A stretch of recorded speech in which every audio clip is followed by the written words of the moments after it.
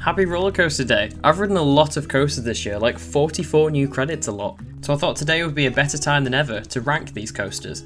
So here is my top 25 coasters.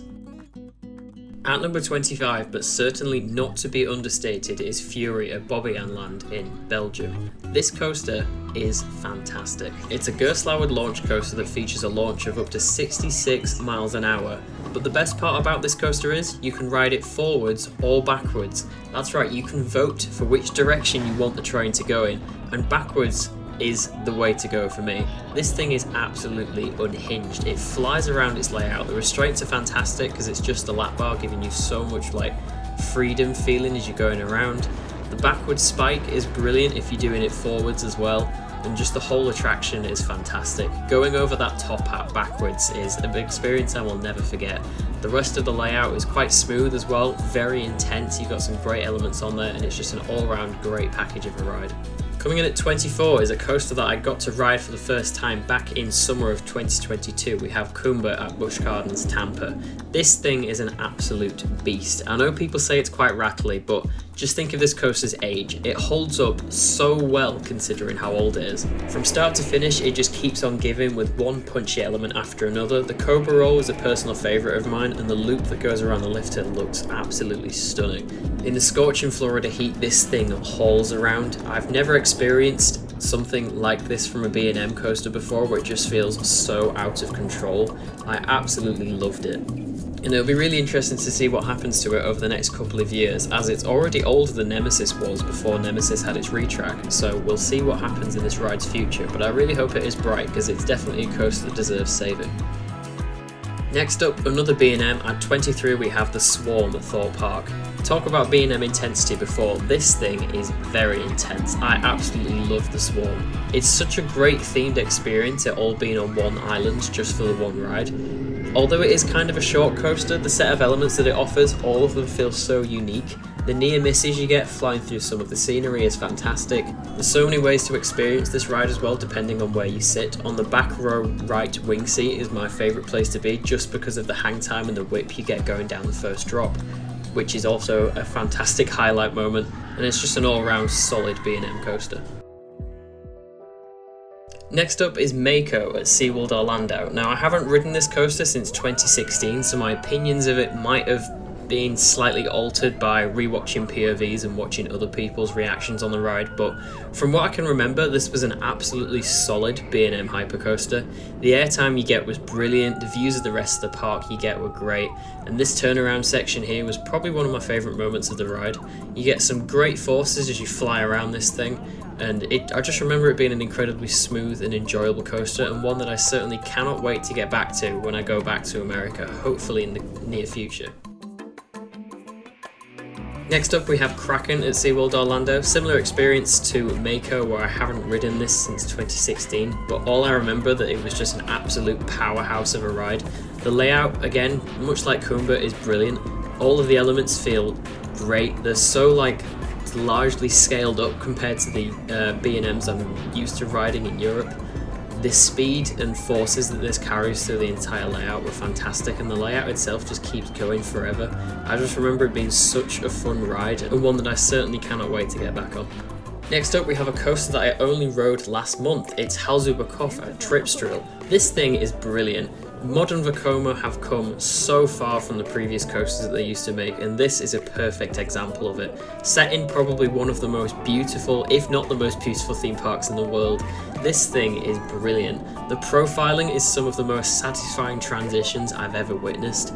It's just brilliant, and the forces that it gives as well, quite gentle on a morning, it really gives you a false sense of security, but once it's sped up towards the night, it is flying around. There's some very intense valleys. The airtime's great as well, which is such an unusual sensation on an invert.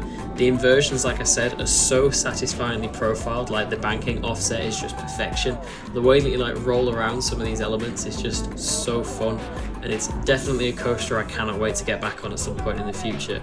It's genuinely brilliant, and I cannot wait to ride Vekoma's other STC coaster at Emerald Park in Ireland as well. That coaster looks fantastic, just like this one, if not a little bit more intense and airtimey as well, which sounds brilliant. Keeping up with the inverts, we have Black Mamba at Phantasialand at number 19. This thing is an absolute powerhouse of a coaster, so intense all the way through, and the near misses and landscaping interaction are fantastic. For me, this is the closest coaster to compare to Nemesis, so I already knew before I rode it that I was going to love it, but even after my first ride I was absolutely blown away. The layout just keeps on going, like loads of inversions and narrow turns into all of these trenches. The landscaping, like I said before, is impeccable, and it's just such a fun ride to lap over and over again if you can handle the intensity, of course. Even a little pop of airtime towards the end and the whole theming around the whole attraction, just fantastic. Back to Busch Gardens now for number 18, and we have SheiKra. This dive coaster is fantastic. I still think that Oblivion has the better drop, just because of how the restraints work, and I don't know whether the actual vertical drop doesn't give you that same sensation of like free fall like a not actual vertical drop does, but still, this coaster's fantastic. You cannot beat the scale of it. It's over 200 feet tall, it is huge, and SheiKra does have the edge over Oblivion for me as well, just because of the rest of the layout, which is so fun and playful. You get another second drop, an inversion. The water splashdown at the end is brilliant, both on and off ride. It's just a great all-round package of a ride. At number 17, we have Hagrid's Magical Creatures Motorbike Adventure at Universal Islands of Adventure. That's a lot of words, but this coaster is brilliant. The whole themed experience that this ride offers is just completely unmatched. It's brilliant. The scenery interaction, the animatronics interaction, the whole ride experience is just incredible, honestly. There's nothing like it that I've ever been on, and probably nothing that I'll ever go on like it in the world as well, because of how just magical this entire ride is. It features 7 launches, which is just an incredible feat of engineering that they've managed to get this to work, mostly reliably, but like I said, as a themed experience, it just offers so much. Like, it's a complete package of a ride. Theming is amazing, the storytelling is fantastic, the fact that it offers loads of different ride elements as well, like drop tracks and stuff. It's just a really good coaster, and one that I cannot wait to get back to. For me, this literally is the perfect family thrill coaster. At number 16, we have the Smiler from Alton Towers. This ride last year was, I think I ranked it 7th or 8th. Which is quite sad now that it's been kicked well out of my top 10, but that is nothing to do with this ride getting any worse for me personally. It just keeps getting better, honestly. I never found this ride rough. There's a couple of inversions at the end which, yes, are rough, mainly the second to last inversion and the exit of the Cobra Roll, but the rest of this thing I've never found rough, especially my night ride on Scarefest last year when it had been raining all day and running all day. It was absolutely flying around. That was the best ride I've ever had on this thing, and it's just completely unmatched by any other coaster in the world for me for what it offers. 14 inversions, they all feel really unique and great as well. The theming of it, as you will well know, is absolutely crazy, but this coaster is just so special to me. It's one of these rides that really got me into loving roller coasters, and it's such an incredible layout as well. How they managed to cram this into such a small space and give the ride what it offers as well is an incredible feat of design and engineering, and I think the Smiler is probably one of the most famous roller coasters in the world just for that alone. It's an incredible attraction and one that I'm sure I will always love.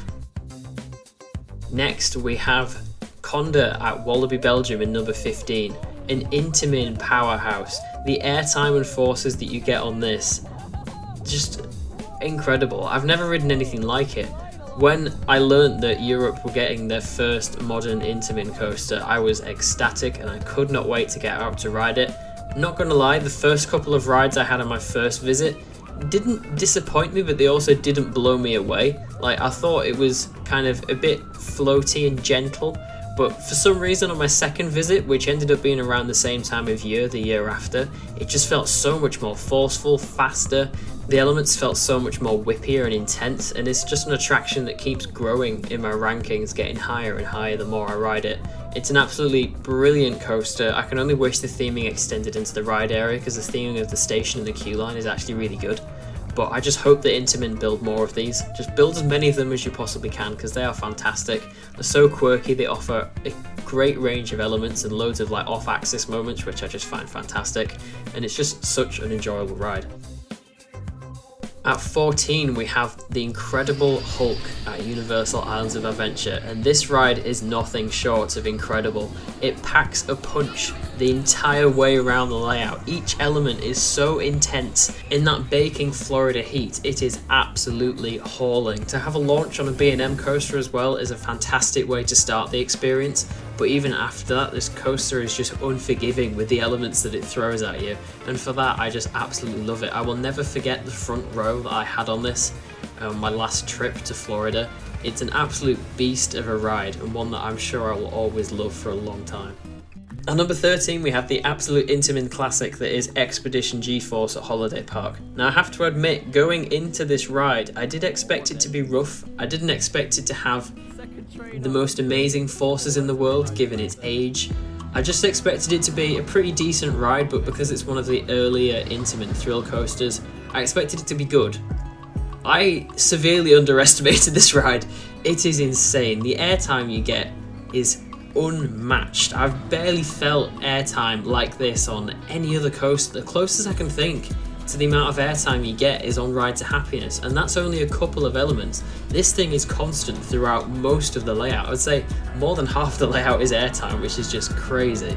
The actual airtime hills themselves offer the most sustained ejector I've ever felt. The only slight bad thing because of this, like the train design and how the lap bars are, a couple of the lap bars I think have been switched out from the original shaping on some of them, and they do dig in a little bit. On my recent trip, I did, I think it was 4 or 5 rides in a go without getting out of my seat on the back row. My thighs were obliterated. I had bruises, but I still very, very much enjoyed each and every single one of those rides. It's a brilliant coaster that is very smooth for its age as well, and it just keeps giving airtime moment after airtime moment. It's a fantastic experience. Now this might be a controversial one, but at number 12 I have Iron Gwazi at Busch Gardens Tampa. Now, do not get me wrong, this is an absolute beast of a coaster and I absolutely loved it. But during my trip, because of how busy it was over the summer, I only got one ride on this, and the only other RMC I had to compare to it was Zadra at Energylandia, which for my first ride on this, I instantly knew that I preferred Zadra over this, so that gives you a clue of where Zadra will be in this list. Don't get me wrong, this coaster is brilliant. It offers such a fantastic set of elements that offer a great range of forces. The first drop being twisted adds a whole nother level to it over Zadra's first drop, although the stall on this ride is a little bit pathetic in my opinion compared to Zadra's. The airtime on this, great. The sense of speed, give that to Zadra any day of the week. But the death roll, like the downwards twisting inversion on this, is absolutely brilliant. It is a great solid coaster that I do really love, but I prefer Zadra. Speaking of Energylandia, just missing out on the top 10 we have Hyperion at number 11. This is basically Conda but bigger. It's a fantastic ride that offers some great airtime, some great elements, but it's just an absolute beast of a ride. The speed you get on this is fantastic. There is nothing like that first drop that I've ever experienced before, with how it's profiled and then dipping straight into a tunnel at the end. My only slight gripe with it is this moment here, which is quite lovingly known as the Nothing Hill, but the rest of the layout is brilliant. It offers some really quirky elements for a hypercoaster as well that you'd never find manufacturers like B&M doing. My only negative with this ride is that the wing seats are quite shuffly and bouncy, but if you ride on the back row in the middle or the front row in the middle, both of which give you incredible riding experiences that you will love. Just breaking into the top 10, we have the Intamin masterpiece that is Taron at Phantasialand. Everyone who knows anything about coasters has probably seen an image of this ride and thought, wow, that looks incredible, which is exactly what I thought. The amount of vlogs and reviews I'd watched of this before I went to go and ride it got me ridiculously hyped up, and it completely exceeded expectations. This thing is incredible. The elements that it offers, brilliant. The sense of speed is insane. I didn't think a coaster without any inversions would impress me as much as this one has, because I love going upside down, but Taron is just beautiful. I mean, look at it. The whole themed environment that this coaster exists in is nothing like I've ever seen before, and I was absolutely obsessed with it while I was there, taking so many photos and videos, and it's a ride that I will always want to get back on because of how brilliant and re-rideable it is, which is such a good quality for a coaster like this to have. Coming in at number 9 is another coaster that I think I underestimated, Lek Coaster at Legendia. This park is seemingly set in the middle of nowhere, doesn't really have a lot at the park apart from Lek Coaster, which is its clear standout, and this ride is just insane. It absolutely dominates the skyline at this park. You can see it from everywhere, but I'm so glad that it does. It's such an incredible ride. Probably one of the most consistently intense coasters I've ever been on. And I normally don't like too intense coasters, which is why Abyssus isn't in this list, because for me, that coaster doesn't really know what it's doing with forces. Its most forceful moments on that ride are towards the end of the attraction, which for me just doesn't really make sense. Whereas this gets it with every element. Vekoma really popped off with this. They made such an incredible layout where every element just hits. It's really smooth, offers a fantastic riding experience, and the nice setting of the nice themed building over the water. It's just a really great coaster that I definitely underestimated, like I said, and it's just an absolute masterpiece. I hope Vekoma either clone this or build something very much like it, a lot closer to me than Poland, because it's just brilliant. I love it. Now, I might be being incredibly controversial with this one, but it's my opinion. At number 8, we have Voltron at Europa Park. Now, please do not underestimate the fact that this coaster is amazing. Like, it is genuinely amazing. And if I'm being completely honest, it has the chance to be in my top 3 if it rode consistently.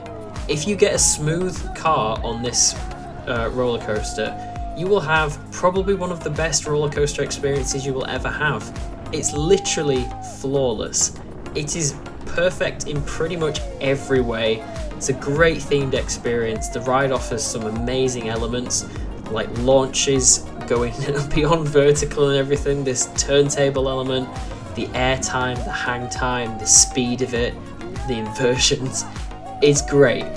It is absolutely great, do not get me wrong, but nearly half of the trains are rough. I think it's 3 out of the 7 that are rough trains that haven't had their suspension tuned like the other ones have.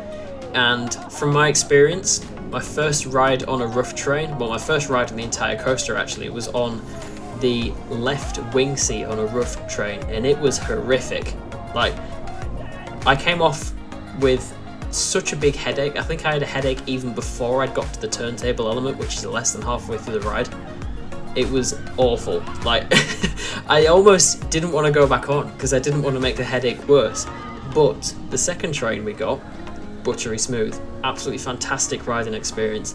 So if it rode consistently well all the time, it would be so much higher up in my rankings, but for that reason, it isn't. Now, another coaster that is consistently high in my rankings, unlike Voltron, is Road & Timber Coaster, which is number 7. Europa Park have such a good lineup of coasters, and for me this is better than Voltron because of its consistently good rides. It's buttery smooth. GCI came up with the most unhinged layout that has a sense of speed that I've basically never felt before, unless it was Zadra. This genuinely feels like wooden Zadra. The sense of speed is incredible. All the near misses, the airtime is fantastic, and some of the transitions are just absolutely yank you. Like this element here, as you come out of this hill, you get pulled down with a great sense of speed. But just the variation of GCI elements are fantastic. I love the way they profile their coasters, and it just offers a relentless ride experience that is comfortable every time, which is something I absolutely love about this ride and will probably be my favourite wooden coaster for quite a long time. Now, a coaster that was quite higher on my top 10 until a certain other coaster entered the chat is Nemesis Reborn, coming in at number 6 at Alton Towers. I absolutely adore this coaster. The original Nemesis coaster meant so much to me. It's probably one of the main reasons why I got into roller coasters in the first place, and now it's got the attention and money spent on it that it's so desperately deserved. It's just incredible now. The amount of attention that's been brought to this ride is so deserved as well because it's brilliant. It's smooth, intense, offers one of the best layouts B&M have ever produced, and I'm just obsessed with it. It's one of the most photogenic coasters in the world and one I'm sure that I will love forever. Nemesis is unmatched, and I have such a deep personal connection with this ride. Got me into coasters the way it did, and it's incredible. If you've never ridden it before, make the trip just for this. It is incredible. Into the top 5 now, and in 5th place we have Tutatis at Park Asterix. This thing is an absolute beast. I love Intamin, as you know, and when I found out a new gen Intamin was coming to Europe, I had to get there as soon as possible, and this did not disappoint. I'd hyped this up so much in my mind that it was going to be so much like Velocicoaster, and it was. I had an absolute ball riding this thing. The airtime is relentless, the speed of it is insane, it's buttery smooth, got some very intense elements as well, especially towards the end with that final inversion and those 2 airtime bumps. But for me, I absolutely love the multipass launch on this with the spike, and the airtime like curved launch is fantastic.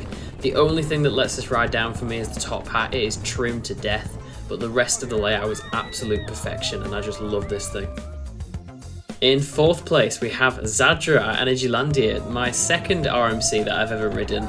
This was, at the start of the year, my number 1, but I've been on so many coasters this year that have had the potential to dethrone it from that first spot, and they have.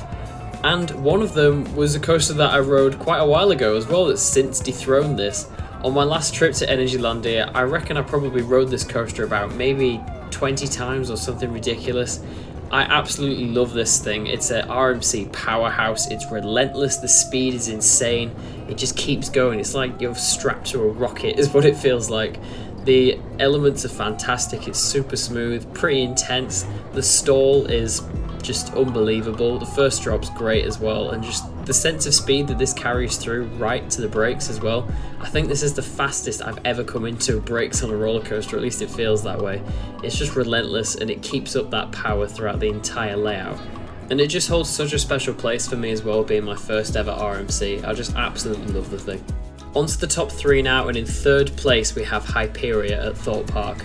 What an absolute monster of a coaster. Again, one that I'd hyped up a ridiculous amount and it did not let down. Hyperia is insane, like it's just absolutely insane. I have to admit, after my first ride I was a tad bit underwhelmed by the length of it, but when I had a back row at the end of the day after it had been running all day on opening day, it was a complete out of body experience. It was just insane. That first drop is probably my favourite first drop in the world, and it's not even my favourite element on the ride. I don't even know what you call it, but the outer bank inversion-y thing, like death roll at the end, is easily my favourite element on a roller coaster ever. Like, it's incredible. This ride is absolutely fantastic. I cannot wait to get back on it, and I didn't expect it to go so high in my top, but after I rode it I was adamant that it was going to be in my top 10, my top 5, and now more that I thought about it, my top 3. What an absolutely incredible coaster, and we are so lucky to have it in the UK as well. In 2nd place is a coaster of which I've deliberated countless hours as to whether this or the 1st place is my number 1 coaster, but I've decided. In 2nd place we have Ride to Happiness at Plopsaland Japan. This coaster is literal perfection. I absolutely adore this coaster. My first ride on it is an experience I will never forget. I've never felt anything like this. The closest I'd ever got to it was Enzo at Blackpool Pleasure Beach, which, if you've been on that and been on this is night and day comparison. It's got my second favourite inversion of the world as well. Obviously Hyperia dethroned that because this was my favourite inversion, which is the JoJo roll out of the station. Such a perfect way to start the ride, and with the soundtrack as well, it makes it feel so magical. And the rest of the layout is just brilliant. The spinning aspect of it is insane. On the first car you get great airtime, great sense of speed as well, and the spinning is insane, and it's just quite light and floaty when there isn't airtime. But on the back row, very intense. You get pulled down all the drops and through all the elements. No matter where you ride this, you'll get a different riding experience every time. Some combinations of going through inversions are better than others. The inversion that goes under the top hat for me, I rode that once and had the perfect amount of like whipped hang time I've ever felt on a ride. Again, a moment I will never forget. But Ride to Happiness is just absolutely magical. It's an insane coaster that I can't believe exists, and what I can't believe even more is that I've actually been on it.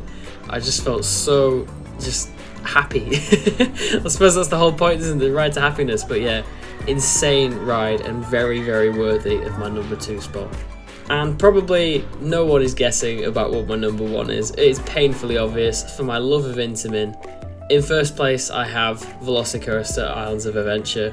I think I've only ridden this coaster about 5 times on my trip, because we had 2 days in Islands of Adventure.